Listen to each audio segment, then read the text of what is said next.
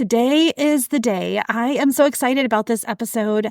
I sat down with my friend, Gary Sinise. I've had the opportunity to meet him. I've known him for a couple of years now, and I've been to different events that he's held. I've been to the Lieutenant Dan Band concerts, and I've been to Snowball Express, and I've seen firsthand the work he does with veterans. I've seen the pictures of the hope and healing that he has brought to so many. And I had the opportunity to read his book, and I encourage you to get the book and read it as well. A Grateful American. It's such a true representation of someone who uses their opportunities to help others.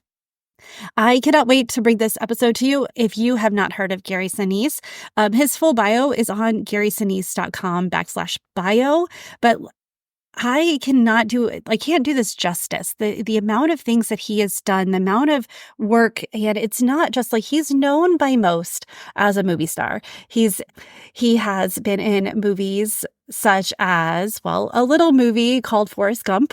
He's also a theater creator. He started a theater called Steppenwolf in Chicago, and he has over the years, he has been in the business for 40 years, and he's also an advocate. He uses his platform, he uses his purpose to fuel his mission to help others, to help disabled veterans, to help the Gold Star families and loved ones to overcome adversity and to see the good.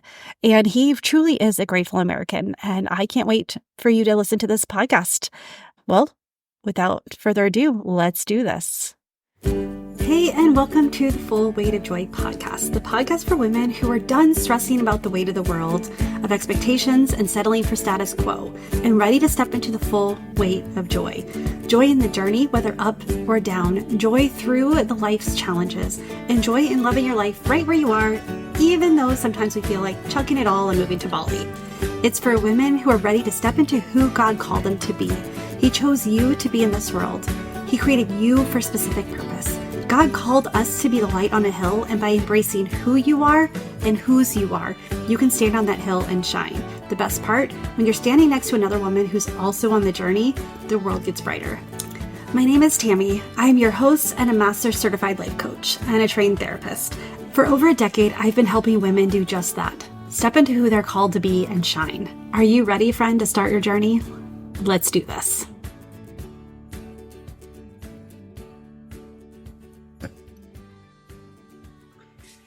I am so excited to have you here today, Gary. For those of you listening, Gary is such a grateful American, such a brave American, such an amazing man. And I'm just so thankful that you took your time to share with us. This podcast is all about purpose, and you are an amazing example of turning a mission, turning your life's work into your purpose.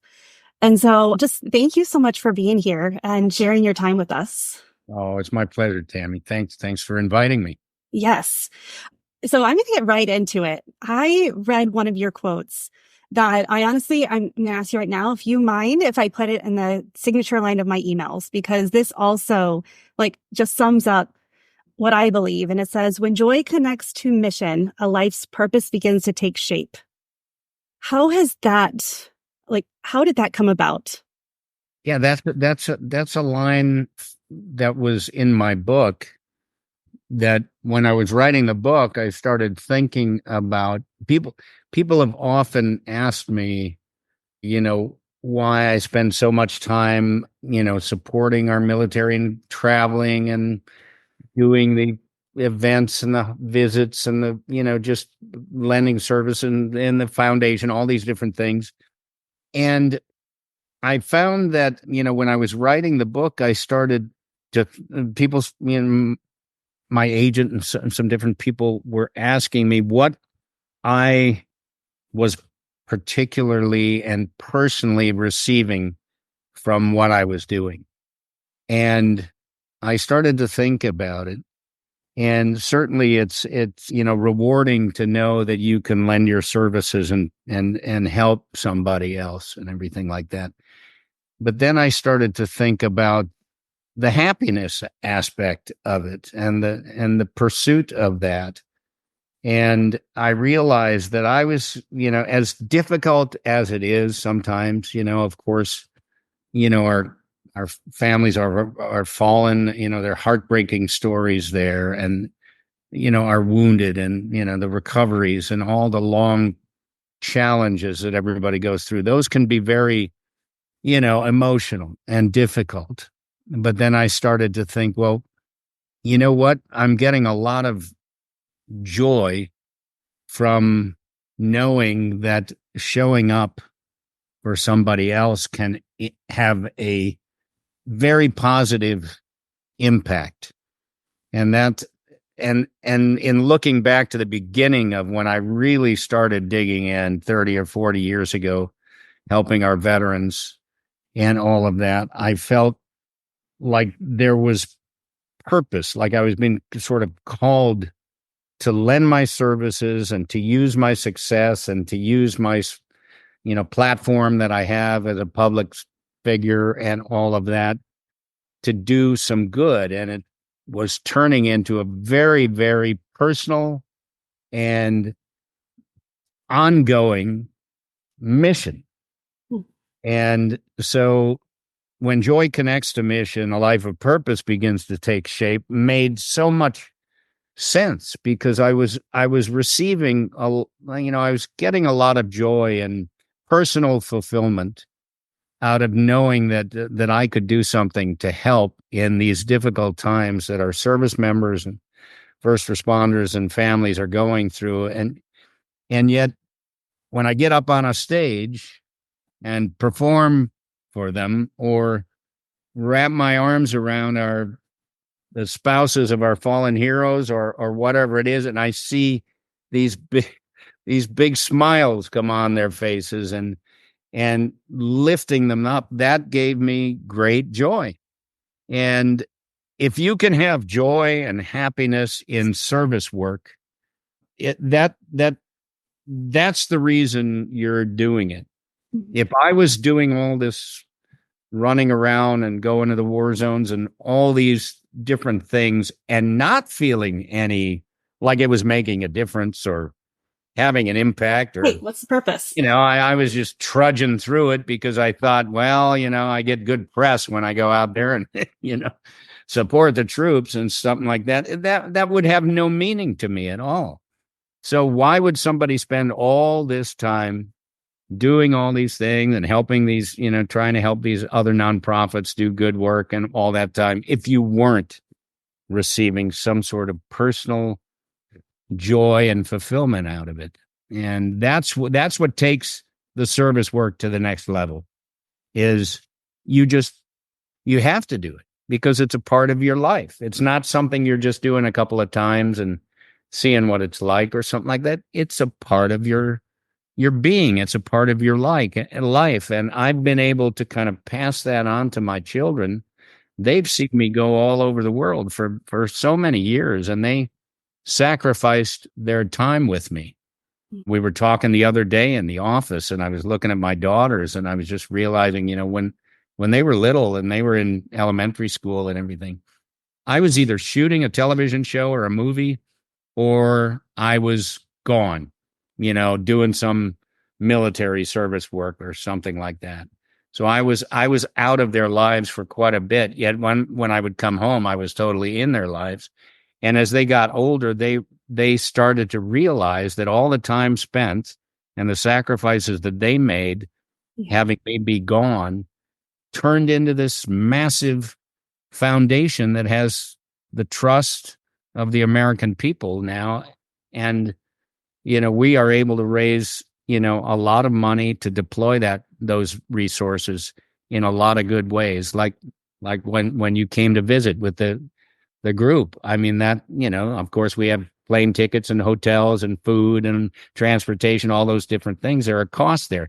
That was paid for by the American people who support the Gary Sinise Foundation. So they see that I get a lot of joy out of it, and they get joy out of supporting what I'm trying to do and helping the foundation to do good things. Yeah, I love that so much. And And as you're talking about it, you're like, you're lighting up because it's so much beyond you. It's when you get out of your own way, you get out of your own fear and step into something and you know it's great. What are some of the challenges? Because, stepping into your fear, like there's a lot of starting something new and there's a lot of thoughts, there's a lot of fears, there's a lot of trials, there's a lot of no's. What has driven you? What's kept you going through all of the tough times? Yeah, that's a great question, and it makes me think back to a lot of steps along the way that kind of got me to where I would just do things and just throw it up there and go get it. As a kid, I was talking to somebody just the other day about this. As a kid, my dad was gone a lot, so he was working all the time. My mom had her hands full with my brother and sister and her mom and her sister, and she was trying to balance and manage. So I was just kind of flying by the seat of my pants as a kid.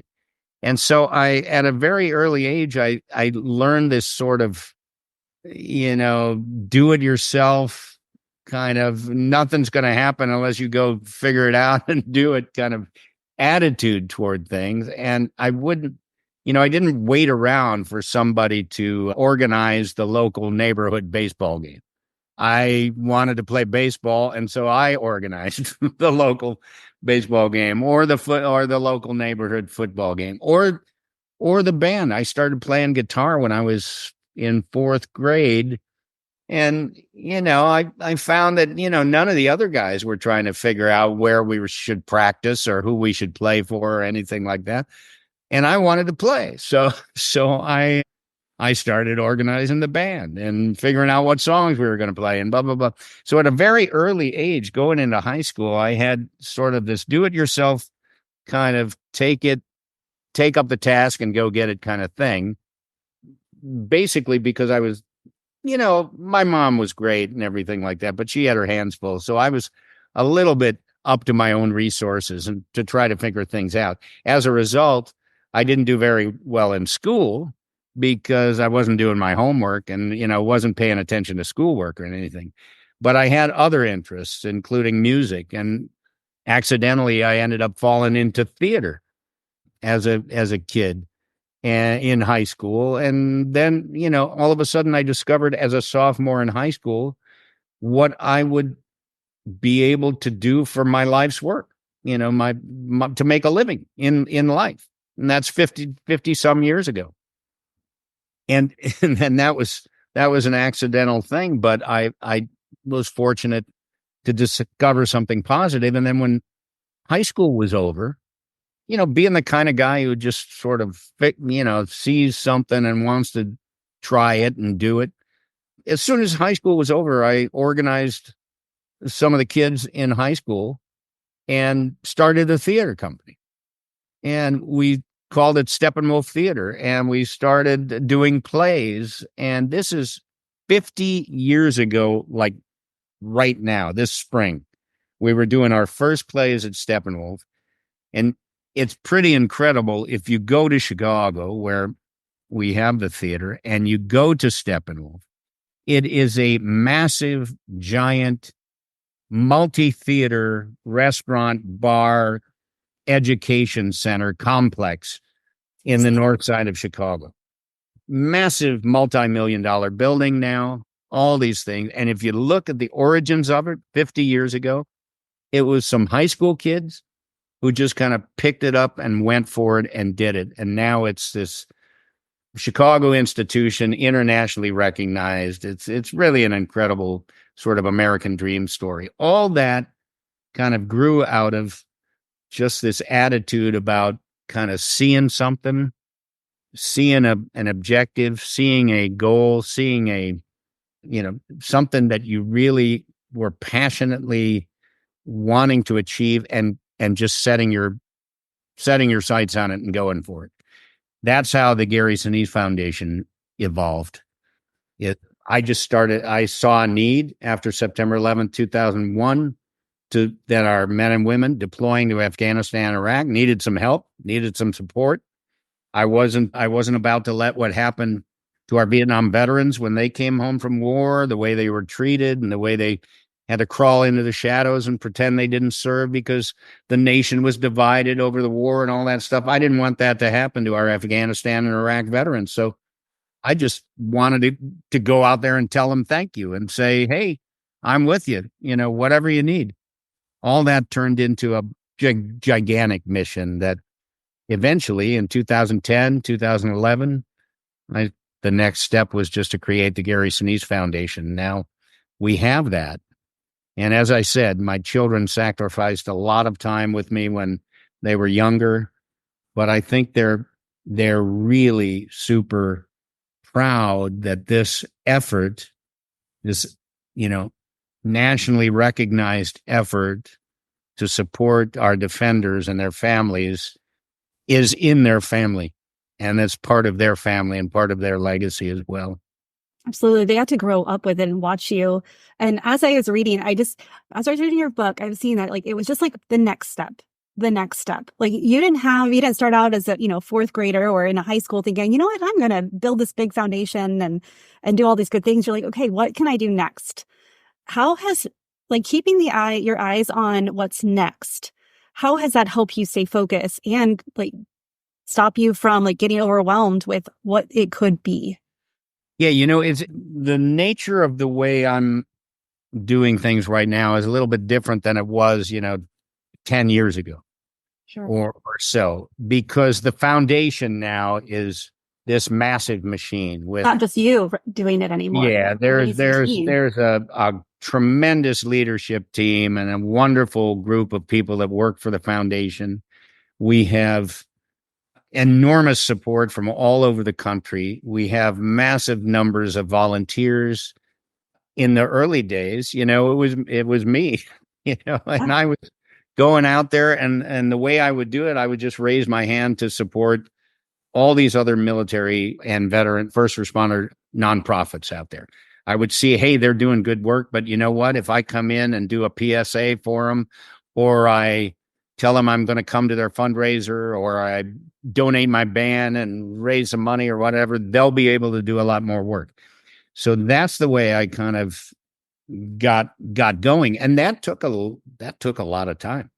I mean, I had to devote. I was devoting a lot of boots on the ground stuff all over the place. Now the foundation, we have nearly 60 employees, and like I said, we have volunteers and services provided all over the country in multiple ways. And we have so many services at the Gary Sinise Foundation because we have a very broad mission because, as I said, all these things that I was doing before the foundation were in all these different spaces. Our Gold Star family initiatives. I got involved with different TAPs and different organizations, supporting them, helping them, learning from them. Our wounded service members, the organizations that were focused on helping our wounded, our first responders, entertainment, lifting people up, all these different things. So I was involved in all those things. So when it came to start my foundation, I wanted to create a very broad mission and a very flexible mission so that we could evolve and change with the needs out there as we saw them. And now in terms of where do we go next, we're always looking, and my team is focused all the time on, we have a tremendous philanthropy department that continues to generate resources, people donating money, and, legacy society, people leaving money to us in their wills, so that we can deploy those resources where they think we know where they should go, right? So they trust us that we know where those resources should go. And we're always looking at how we can bend where the needs are. When you're actively involved in war, the way we were in Afghanistan and Iraq, and so many people are getting hurt, we're losing so many folks. We were deploying resources, and I was deploying myself all over the place all the time, just trying to keep up with the pace. And thankfully, there are multiple nonprofits out there because one nonprofit can't can't serve all the needs. There's a lot of needs out there in the veteran and first responder space. We've expanded and broadened our first responder support and family support there. We've always been, that's always been a part of my mission. I started with that years ago before I had Gary Sinise Foundation. And that was through people I met who lost a lot of friends and family members at the World Trade Center or at the Pentagon or in Shanksville or wherever on September 11th. So I started volunteering and going out and meeting those people, and they would kind of point me where the needs were. And our mission at the Gary Sinise Foundation continued to evolve and broaden and broaden. We will no doubt be doing that, as time goes on. As the needs change, so will our objectives and our goals. But the mission is broad, and we're always going to be looking at how we can help somebody better. We can always do a little more, as I say, and what we can do next is always going to be important to us. Yeah, that is so good. I love how you talked about how that it's the mission, it's too much for one person. So how has community and how have you been supported in like building your mission? Because, especially I remember reading about how when you were trying to do, I think it's Tracers, right? That was the name of the play that you wanted to do. And just because the Vietnam vets, it was horrible the way that they were treated. And it really, that like moved you from that moment and you had family and everything. And so how have how have mentors, how have other communities seen what other people are doing? How has that inspired your journey? Tremendously. So, if you look back to just getting involved with the Vietnam veterans back in the day, right? So let's go back to like the 80s. And when I met my wife, Moira, I met her in 1975, 6, around in there. Two brothers she had who served in Vietnam. One was a helicopter pilot. Another one was a infantry leader, a platoon leader, and a company commander, and West Point graduate. And then her sister was in the Army. She married a combat medic from Vietnam. So I had 3 Vietnam veteran, family members, through my wife, and I got to know them very well, and I got to learn quite a bit from them about, military service, about Vietnam. They all had very different experiences. For example, the West Pointer, he stayed in the Army until he was a lieutenant colonel. Unfortunately, he passed away of cancer in 1983. But no doubt this guy would have been a 4-star general. No doubt. I've met 4-star generals that he was their teacher. Wow. He was like their TAC officer at West Point. 2 very good friends of mine that we bonded when they told me that they had studied under my brother-in-law.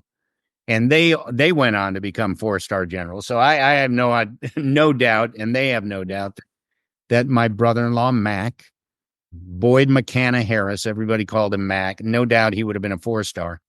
But I learned, in the short time I knew him, I learned quite a bit from him. He had a very different experience in Vietnam than his younger brother, who was a combat helicopter pilot, didn't go to West Point, just volunteered to join the Army, became a helicopter pilot. And then when he got home from Vietnam, he really struggled. So he got out of the service. The older brother stayed in the service and was going to, had a long military career going. The younger brother got out of the service and was one of those Vietnam veterans, sort of like Lieutenant Dan, except he wasn't physically wounded, but was struggling with post-traumatic stress and a lot of difficult things from his service in Vietnam. And so he isolated himself. And so many Vietnam veterans had that experience. The combat medic, my brother-in-law, he stayed in the service for a full 22 years. And I think, when he got home from Vietnam, staying in the service was very positive for him versus getting out and just trying to find your way. Because those Vietnam veterans that stayed in the service for a while, they had this community of other Vietnam veterans around them all the time who they deployed with. So it was a community of support where somebody who got out of the service just didn't have that community. And it was a divided nation. Our nation was torn apart. And so I learned a great deal from those Vietnam veterans and wanted to find a way in the 80s to kind of pay tribute or celebrate and, you know, honor their service. Mm. I was a director in the theater, and I started looking for material that, spoke to the Vietnam veteran experience. And I found that play you mentioned called Tracers, which was written by a group of Vietnam veterans. And, they just, one guy had a concept. I'm going to try to find some veterans and bring them together and see if we can create a play together about our experiences in Vietnam. They did that, and it was on stage in Los Angeles in 1980, and I read about it and I went to see it, and I completely knocked out by it. And I begged them to let me do it, which they eventually did. They let me do it in Chicago with a cast in Chicago. And it was very, very successful, very powerful. Hundreds and hundreds of veterans came to see it week after week. And I ended up getting very involved with supporting local Vietnam veterans groups. So this is back in 1983, 84.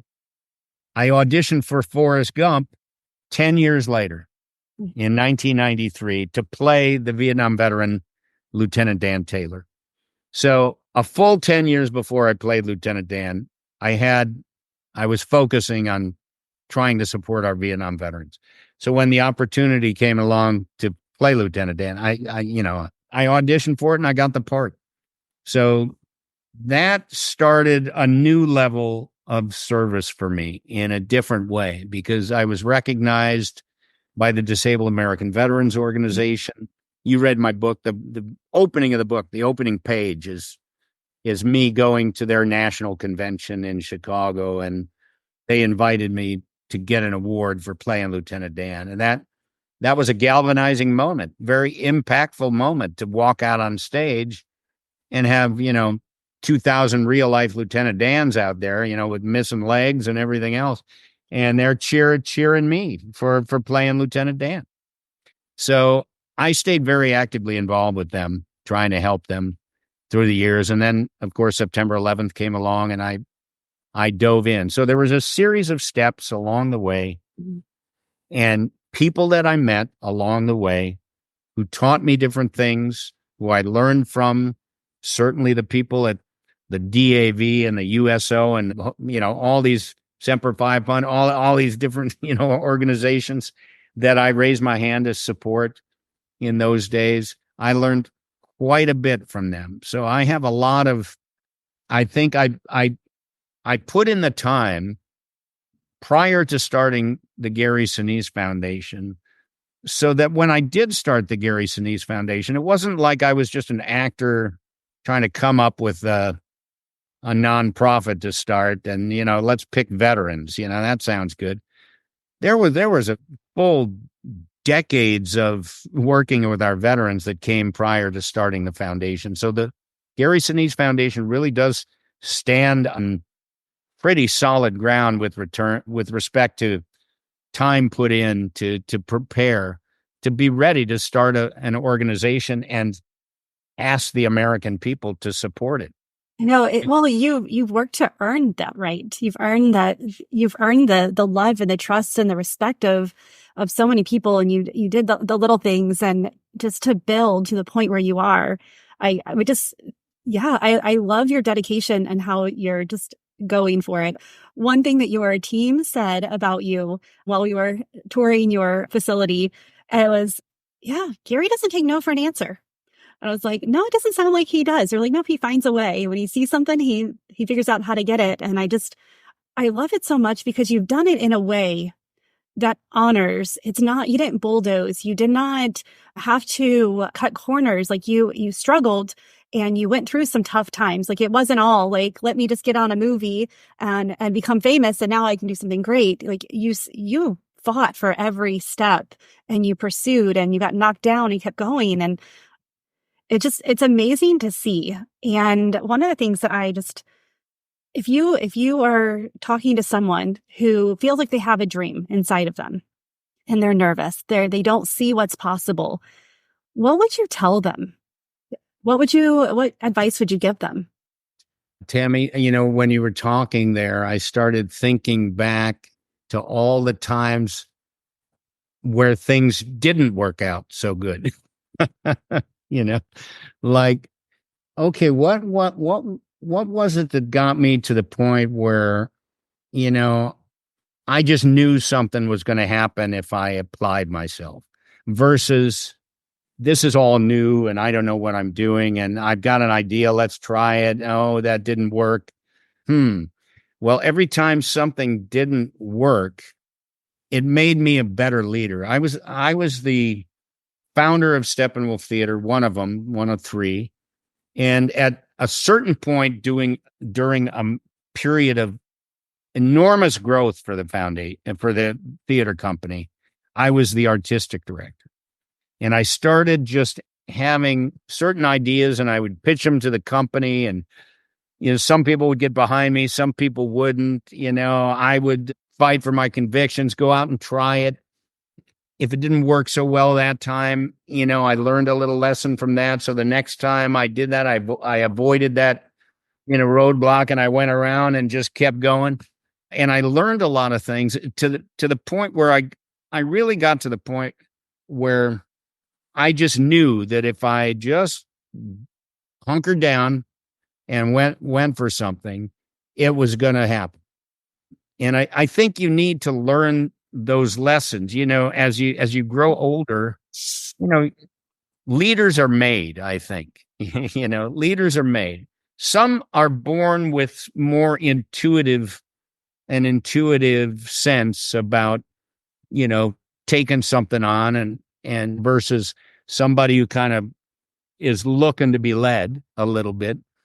But leaders are made, and leaders are made by, having other leaders kind of slap them around a little bit or having some things, not go so well the first couple of times you try it. But then the next time you try it, if you make it work, it gives you this level of confidence. And each time you pile up that confidence, you have this bigger stack of confidence to Mhm. rely on. So the next time you come up with something, like I'm almost 70 years old now. I I've been through a lot of different scenarios and different things. So I basically know if there's an idea out there that we want to accomplish, we just need to kind of chart it out, figure it out, go get the support we need and make it happen. You learn those things, as you get older and you get more experience. And if you go back into the 80s and you go back into the late 70s and 80s, starting a theater company, you know, we didn't have any money. We didn't we didn't have anything. Our parents would give us their old clothes and we'd use them for costumes, or they'd give us their old furniture and we'd make a set out of it. We didn't have any money to get started, but we just had this passionate sort of I like acting thing and I Mhm. want to do acting. And I'm not necessarily, I didn't go to I didn't go to college.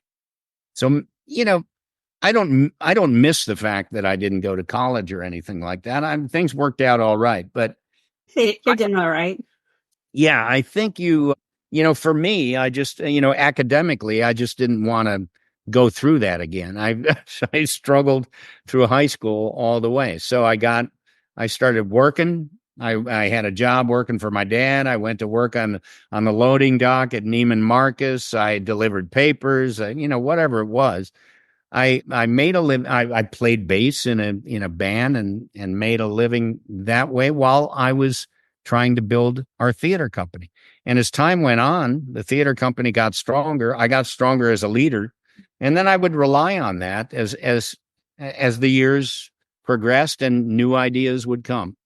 So I think you really have to develop your skills by making some mistakes, bumping into the wall, but never let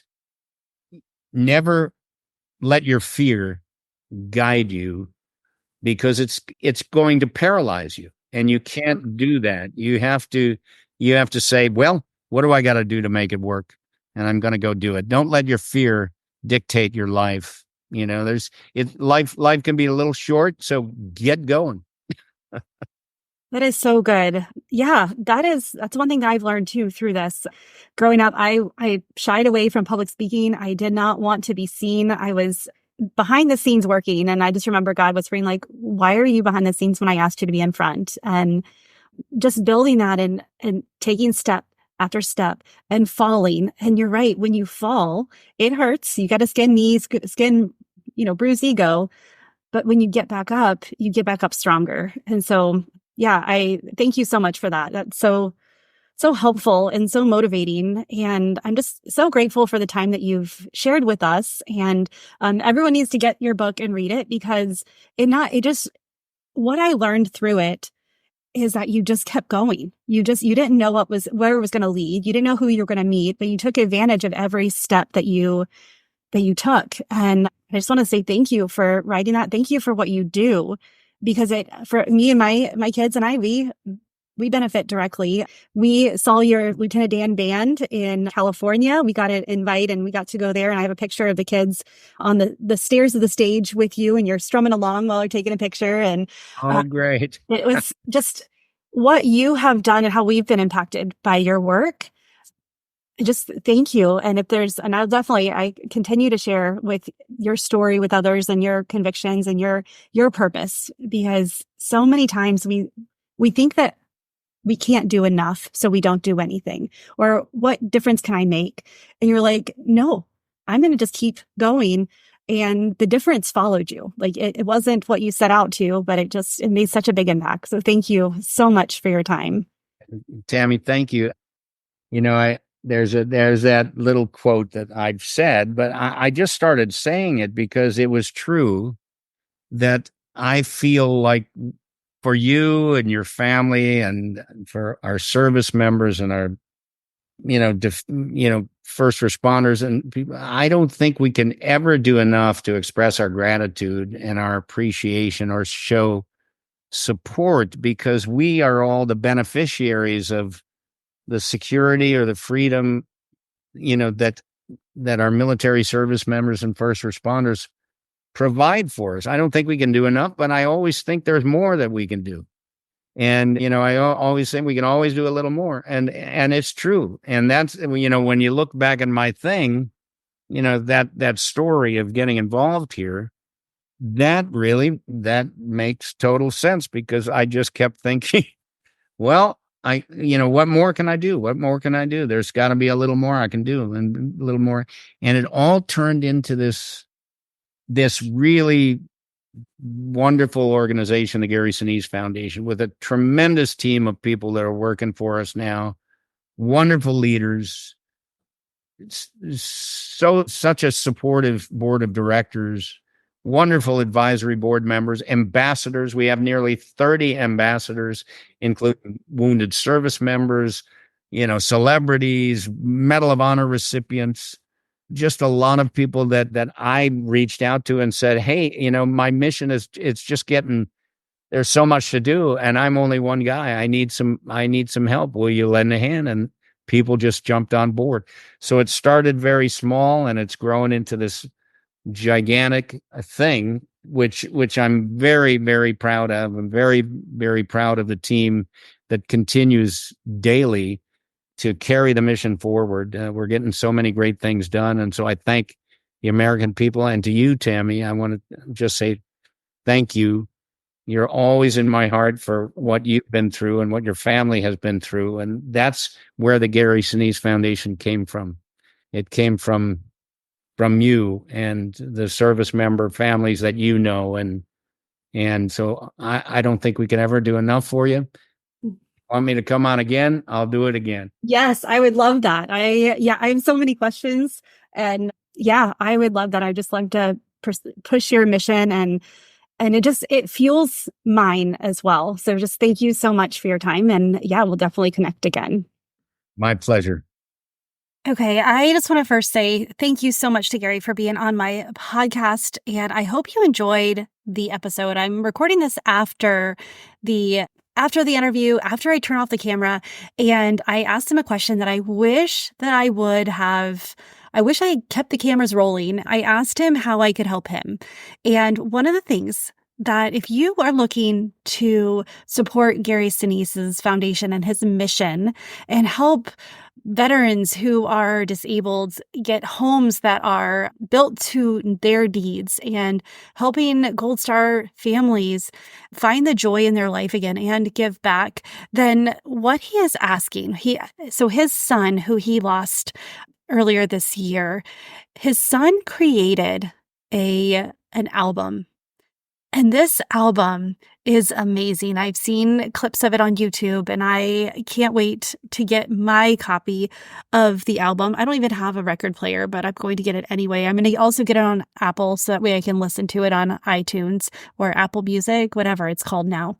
But go on to the GarySinise.com. I will put the link in the show notes, and go and get Mac's album. His son, you can read the story, you can hear the interview he did about his son, Mac, and just the legacy that he left. And even in his final days, even in the end of his life, he supported his dad's foundation and the mission that his dad has made part of his life. And so I would love if you would go and just pour support by getting this album and helping Mac's music live beyond and become his true legacy. And just thank you so much to Gary Sinise's foundation and allowing this to happen. And you heard it. He said he would love to do this again. So I'm going to be reaching out, and yeah, I have so many questions for him. So I would love to continue this. With that, friend, I am so thankful that you are here listening. Please share this podcast with a friend. Share this episode. And if you like it, leave me a rating and review. It means so much to me. This is how other people find the podcast. And if you want more stories like this, if you want to hear more stories of purpose and how people push past adversity and things that they've been through and really pour into the lives of others, let me know, because I really I love stories like this, and I want to bring them to you. So with that, friend, choose joy until joy chooses you, and I will see you soon.